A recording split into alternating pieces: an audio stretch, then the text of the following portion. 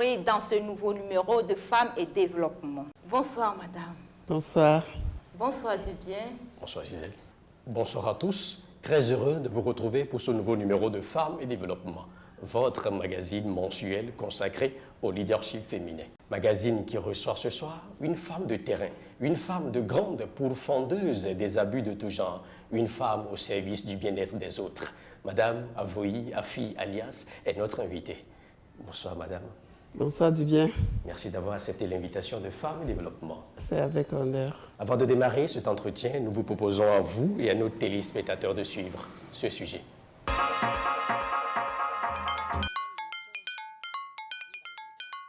Elle n'est pas connue que sur la scène musicale. Avoyi Afi, connue sous le nom de Madame Abitor, est l'une de ces femmes togolaises qui sont sur tous les fronts. Artiste, compositrice, pasteur, fondatrice d'école, écrivaine, Abitor est très connue du public togolais et d'ailleurs au travers de sa musique gospel qui ne laisse personne indifférent.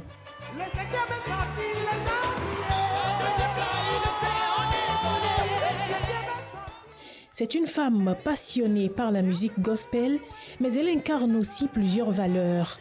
Solidarité, partage, cohésion sociale, entre autres.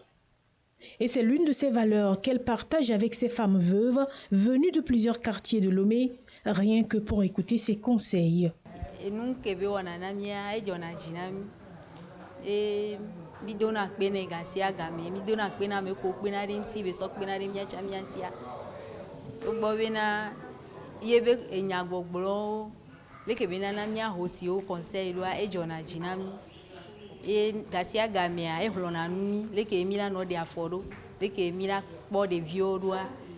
Par la grâce de Fondation Makafui, mes enfants arrivent à étudier bien.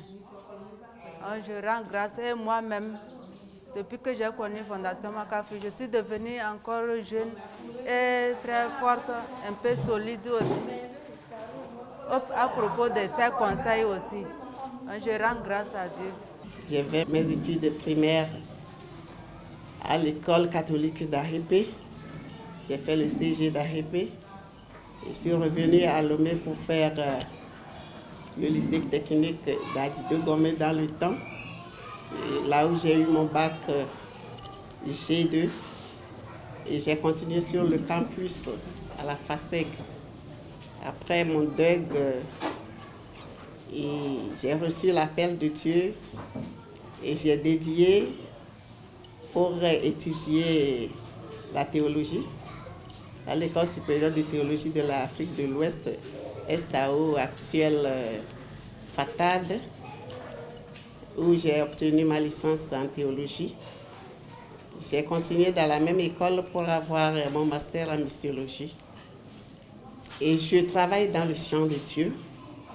Je suis avec les enfants de la rue. Je suis avec les orphelins. Je suis avec les veuves. Je suis avec les fidèles qui ont des besoins spirituels. Et je suis avec les artistes aussi. Je suis artiste et compositrice. J'ai au moins 8 albums à mon actif. À chaque fois que les femmes viennent à la rencontre de l'artiste, elles repartent toujours avec des dons. Que ce soit des vivres ou non-vivres, elles en reçoivent et parfois même accompagnées de fournitures pour la scolarisation de leurs enfants. Ces veuves sont le témoignage de la compassion de l'artiste. Et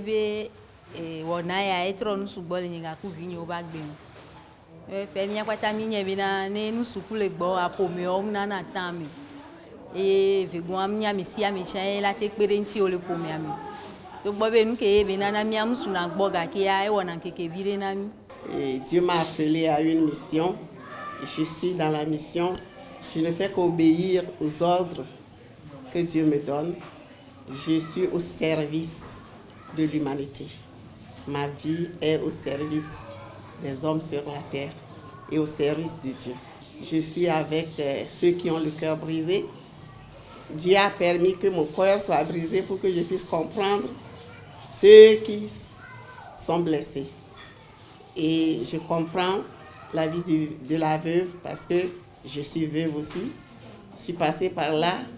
Je comprends la vie de l'orphelin parce que mes enfants sont orphelins. Je comprends ce qu'ils traversent. Je suis avec les pauvres parce que j'ai vécu dans la pauvreté. Je comprends, je sais ce qui se passe de ce côté-là. Et moi, ma mission, c'est de donner de l'espoir à ceux qui l'ont perdu. Malgré son handicap, Abitor fait montre d'un dynamisme étonnant. L'on en veut pour preuve ses nombreuses réalisations qui forcent l'admiration. En 2005, elle a créé la Fondation McAfee, une organisation non gouvernementale dédiée à l'enfance démunie. L'éducation et le bien-être des enfants lui tient beaucoup à cœur. Vraiment, j'admire la fondatrice pour sa vision. Comme vous le savez, elle est la servante de Dieu. Donc sa vision de pouvoir amener les enfants à avoir une bonne éducation. Et dans cette école, qu'est-ce qu'on fait? En dehors de l'éducation, je dirais en général séculaire, nous formons également les enfants à avoir de bons comportements. Nous les nourrissons avec la parole de Dieu. Ces enfants, qu'ils soient abandonnés dans la rue ou encore orphelins, sont pris en charge dans cette fondation qui leur garantit l'éducation. McAfee s'investit également dans la sensibilisation et la formation des jeunes démunis. Nous l'avons justement suivi dans l'une de ces discussions avec les jeunes et les enfants sans abri à la plage de Lomé. Elle partage avec ces jeunes la parole de Dieu avant de leur offrir de quoi chasser la faim. À ce jour, elle a fait sortir beaucoup d'enfants de la rue et leur a donné un foyer. Il est clair que c'est une âme noble au service du bien-être des autres.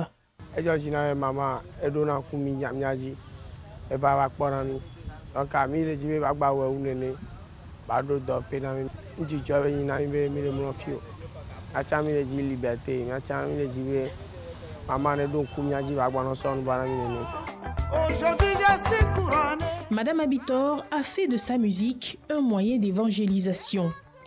Elle répond progressivement à cet appel de Dieu et a même été renforcée par une formation en théologie à l'Estao, actuelle FATAD. Cette passion pour l'évangile de Christ l'a même amenée à créer un institut biblique, pas des moindres. Madame Pasteur Abitor, c'est une femme de cœur.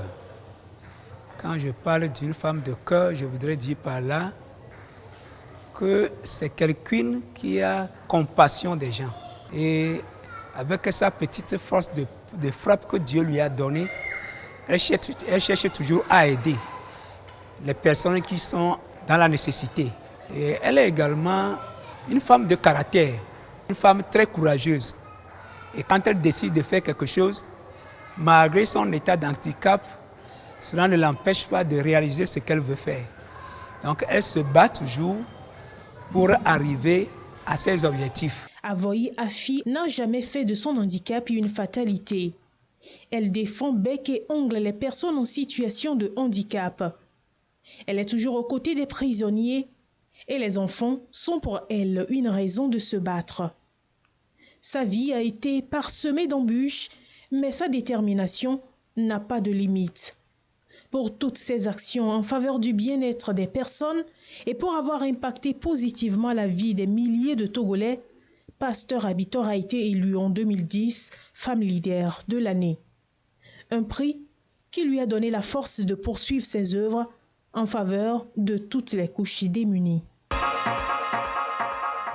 Nous venons ensemble de suivre ce document qui est dédié à votre parcours au quotidien. Votre réaction à cela? Je rends grâce à Dieu. Et la Bible nous dit dans le livre d'Ésaïe, tout ce que nous faisons, c'est toi qui les accomplis pour nous. Tout ce que nous arrivons à réaliser sur la terre, c'est Dieu, c'est la force de Dieu qui nous permet de le faire. Et bon, quand je le vois, je suis émerveillée, je me dis que ce pourquoi je suis venue sur terre est en train d'être accompli. Et je rends grâce à Dieu pour ça. D'accord, vous rendez grâce à Dieu pour ça. Maintenant, avez-vous le sentiment d'avoir réussi quelque chose dans la vie de tout ce monde que vous assistez? Je parle bien évidemment des veuves, des enfants de la rue et surtout les personnes en conflit avec la loi. Bon, réussi, pas vraiment ça, mais je suis une servante de Dieu. Et c'est Dieu qui m'envoie, je suis à son service et je lui rends ce service. Et mon désir, c'est que Dieu agrée vraiment ce ministère que je suis en train d'accomplir. Je rends grâce à Dieu pour tout ça. Vraiment. D'accord, je me rappelle très bien votre dernière action avec ces personnes en conflit avec la loi. C'était à Tchévier, je me rappelle très bien. Ah oui, c'était au début de la pandémie à coronavirus.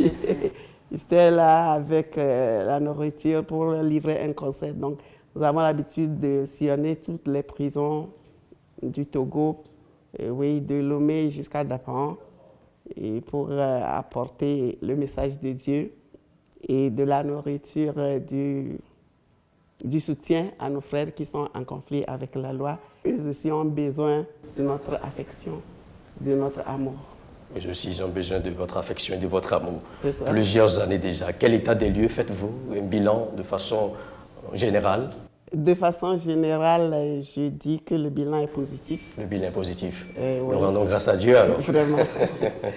Tout ceci nous fait remarquer que vous tenez beaucoup à l'éducation. Oui. D'où la création du complexe scolaire de l'Institut international de formation théologique de la Fondation Makafui. Oui. Qu'est-ce qui explique cet attachement à l'éducation? En fait, sans l'éducation, il n'y a pas de développement. Si vous voulez un développement durable, la première des choses, c'est l'éducation. Et nous formons les hommes de Dieu, les prophètes, les pasteurs, les apôtres, les évangélistes, pour que l'œuvre soit efficace. Nous avons l'œuvre de Dieu dans notre pays qui est vivement critiquée à cause des déboires par ici et par là, par les uns et les autres, juste parce qu'on n'a pas été formé. Et une fois que nous avons cette formation, l'œuvre est beaucoup plus efficace, comme je viens de le dire. Donc pour l'éducation aussi, mon désir, c'est de produire de petits habitants, parce que dans notre complexe scolaire Fondation Makafui, nous mettons l'accent sur la musique à partir du CE2, la musique et l'informatique. Nous voulons ressortir de ces enfants ces talents qui seraient cachés en eux. Vous êtes également auteur d'un livre titré « Pourquoi tant de divorces ?» Ah oui. Qu'est-ce qui vous a inspiré dans l'écriture de ce livre? Bon, pourquoi tant de divorces? Vous savez, le problème de divorce est vraiment récurrent. Avant, c'était dans le monde païen, mais maintenant, le monde chrétien a pris le dessus. Pourquoi ça se passe comme ça? Il y a beaucoup de choses qui entrent en jeu, qui font qu'il y a le divorce. Pourquoi j'aborde ce thème? Parce que je suis avec les enfants de la rue quand je cause avec eux. Et je leur pose la question, pourquoi tu as choisi la rue? Tu as choisi de vivre dans la rue? La plupart des réponses tournent autour de la dislocation du foyer. Quand il y a la paix dans le foyer, il y aura la paix dans la vie de nos enfants, il y aura la paix même dans nos services, il y aura la paix dans le pays. Donc, j'ai fait beaucoup de recherches par rapport à ce thème et puis on a sorti beaucoup de causes qui aident nos lecteurs à trouver des solutions à leurs problèmes. Quelles sont les difficultés que vous rencontrez dans tout ce parcours-là? Bon, les difficultés, il y en a plein, mais il faut dire qu'au début, quand j'ai décidé de visiter les prisons, et c'était la première fois, peut-être au niveau des autorités. Je n'avais pas été compris au début. Ils se sont posé la question, mais qu'est-ce que l'artiste vient chercher à la prison? Offrir un concert aux prisonniers pourquoi, est-ce qu'il n'y a pas quelque chose derrière? Voilà, on ne comprend pas. On ne comprend pas, est-ce qu'il n'y a pas une idée?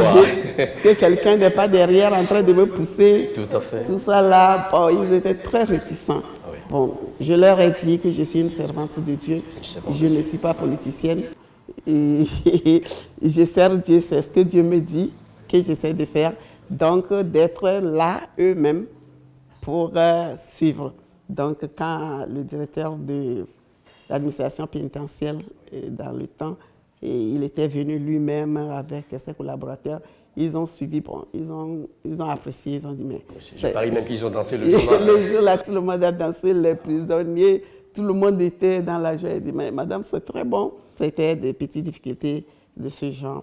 Il y a aussi un problème de sécurité parce que avec les enfants de la rue, pour pouvoir les récupérer, je sors la nuit à 1h du matin, à 2h, pour reconnaître les vrais enfants de la rue. Vous sortez la nuit à 2h du matin? Oui, et c'est à ce moment que je les visitais et on cause la nuit là, dans le ghetto, je me sillonne le ghetto à 2h du matin. Et c'est pas prudent. Ah oui, c'est pas prudent. Et mais le vous Seigneur, avez bravé tout ça? Oui, le Seigneur avec nous, on prend le courage à deux mains et puis on cause avec les enfants et on fait ce qu'on peut. Donc c'est de ces difficultés-là que je peux parler. Et le plus gros, c'est le nerf de la guerre. le nerf de la guerre. Le problème d'argent, c'est récurrent parce que ce que vraiment j'ai le désir de faire, je n'arrive pas à le faire. Je ne suis pas, voilà, je ne suis pas vraiment satisfait de ce que je fais encore parce que je n'ai pas vraiment de financier, je n'ai pas trop de soutien. Et les quelques soutiens que j'ai, c'est nos frères et sœurs qui aiment ce que je fais, qui viennent par moment nous faire des dons. Madame la présidente de l'Assemblée nationale, elle est l'une de nos partenaires parce que... Madame Tchegan? Madame Tchegan, oui. Bon, en ce moment, elle n'était pas encore nommée.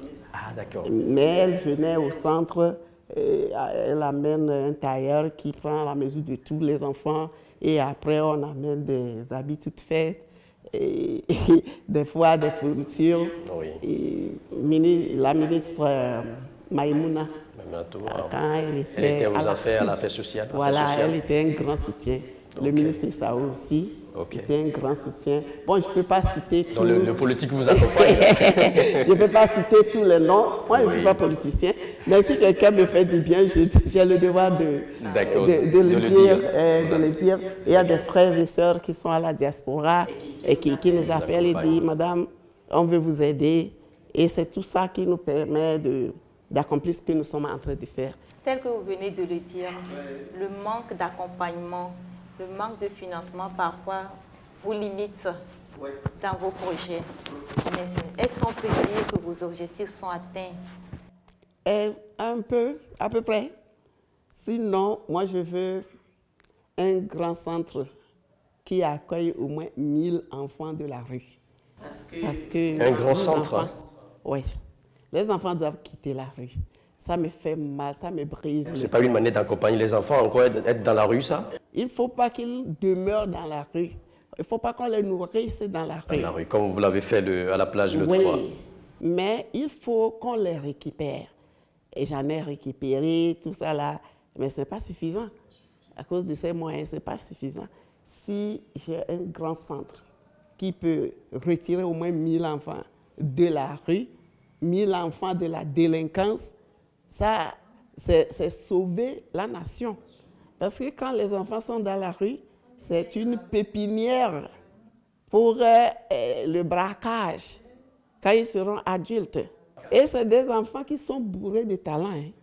J'ai récupéré certains enfants au milieu de l'année. Ils ont abandonné l'école il y a plus de 6 ans, 7 ans. Mais je les amène à l'école. Ils sont premiers. Pas possible. Donc, il ne faut pas les abandonner comme ça. Laisser ces mines d'or là dans la rue et dans la poussière. Mais il faut les valoriser. Madame Pasteur Abitor, on vous connaît, vous êtes une artiste très vénérée, hein, si vous me permettez de m'exprimer ainsi. Quand nous préparions cette émission, quelqu'un nous a dit, nous ne devons pas quand même trahir le secret de la préparation de cette émission. Elle me l'a dit, c'est une dame, elle a dit, je cite, Madame Bittor, je l'aime très bien, elle chante très bien, elle draine des foules dans ses différents concerts, c'est vrai, mais ce qui me dérange personnellement, toutes ces chansons portent la marque du pitié. C'est vrai, vous chantez pitié? Pourquoi vous chantez pitié, Madame Bittor? Je ne crois pas. C'est juste une impression et je ne chante pas pitié. Il y a des chants qui sont tristes. À Vifafan, par C'est-à-dire, exemple, ça c'est pitié? révèle l'amertume, quoi. Si ça révèle l'amertume, comme les gens le disent, Oui. c'est parce que c'est vrai. Parce que qu'est-ce qui est vrai? Le message est vrai. Le message est vrai. Ce que j'exprime Oui. est réel. Je n'invente rien. Oui. Oui. C'est Bon, ça. vous savez, quelqu'un m'a dit ça Oui. il y a de cela quelques années. Voilà. Il dit, madame, il y a certaines chansons, quand j'écoute, je pleure. Je pleure. Et, bon, je me suis dit, mais donc je fais pleurer les gens? Et pourquoi est-ce que je fais pleurer les gens? Je dois changer de message. Et Dieu m'a parlé. Elle dit, mais qui t'a appelé? Qui t'a appelé? Je dis, oui, c'est toi qui m'as appelé. Elle dit, mais fais ce que je te demande de faire. Et donc j'ai juste laissé tomber. Mais ce n'est pas trop vrai. Quand vous fouillez mes morceaux, je véhicule beaucoup de messages. Il n'y a pas que lamentation. Et lamentation, là, c'est des prières que j'adresse à Dieu. Quel regard portez-vous sur la musique togolaise? La musique togolaise évolue. La musique togolaise n'est plus comme ce qu'on a connu il y a de cela 25 ans. Vraiment. Et surtout, moi je suis dans le domaine gospel. Oui. La musique gospel a beaucoup évolué. Il y a beaucoup d'artistes. Dans le temps, il n'y avait pas assez d'artistes. Il n'y avait pas assez de morceaux togolais. C'est des morceaux étrangers qui passaient souvent sur nos radios et tout. Mais maintenant, il y en a plein. Quand je vous vois ici, c'est une joie, je ne sais pas comment l'exprimer. Au-delà de cet handicap, au-delà de ces situations, vous ne l'avez pas mis au premier plan. Vous avez cherché à avancer. Ben, je l'ai toujours dit, je suis handicapée, c'est vrai, je ne suis pas née handicapée. Oui, justement, parlant, jusqu'après baccalauréat même. Voilà. Je suis devenue handicapée d'un seul coup, mais je ne vais pas me cacher derrière cet handicap-là pour ne rien faire, ou bien pour vivre aux dépens des gens, pour dire je ne peux rien faire, je ne peux rien. C'est ce que je disais au début. Et Dieu m'a dit non, ce que j'ai mis en toi est très grand. Ne dis jamais ça, tu peux tout. Toi, exécute seulement. Et je vois déjà le fruit. Pour tous ceux qui nous suivent en ce moment, je leur dirai d'être courageux. La femme togolaise, je l'apprécie. La togolaise se bat. En tout cas, moi, si il n'y a pas eu une femme battante dans ma vie comme ma mère, je ne pouvais pas être aujourd'hui ici en train de m'exprimer peut-être en français ou faire quoi que ce soit. Donc votre maman vous a inspiré? C'est ma maman, c'est une battante. C'est vrai, elle n'a pas été à l'école, mais elle est plus intelligente. Elle est charismatique. Wow. Elle est tout. Tout ce qu'elle fait, en tout cas, c'est mon premier modèle. Nous ne sommes pas dans une émission musicale, hein, mais on ne peut pas quand même se séparer ici sans écouter l'une de chansons très phares. Regardez dans votre JBC et chantez-nous quelque chose par exemple. Aïe, de miedoulo, et c'est peu me bobo, mi be kuchie meo, mauga me tapena wo, aïe, de miedoulo, mi be kuchie meo, mauga me tapena wo. Waouh, que c'est touchant, hein? Merci, maman pasteur. Merci, Gisèle. Merci pour votre disponibilité. C'est avec plaisir. Et pour votre partage d'expérience. Nous avons beaucoup appris, vraiment, il faut le dire. J'espère que votre exemple donnera plus de leçons à une femme quelque part. De pouvoir comprendre qu'au-delà de ce qu'elle vit, il y a de l'espoir devant. Que Dieu vous bénisse, pasteur. Amen. Nous devons toujours garder espoir, quelles qu'en soient les situations que nous traversons. Et l'espoir est permis dans chaque situation. Femmes et développement, c'est terminé pour ce soir. Nous vous disons merci de nous avoir suivis depuis Arépé. Bonne suite de programme chez vous sur la télévision togolaise.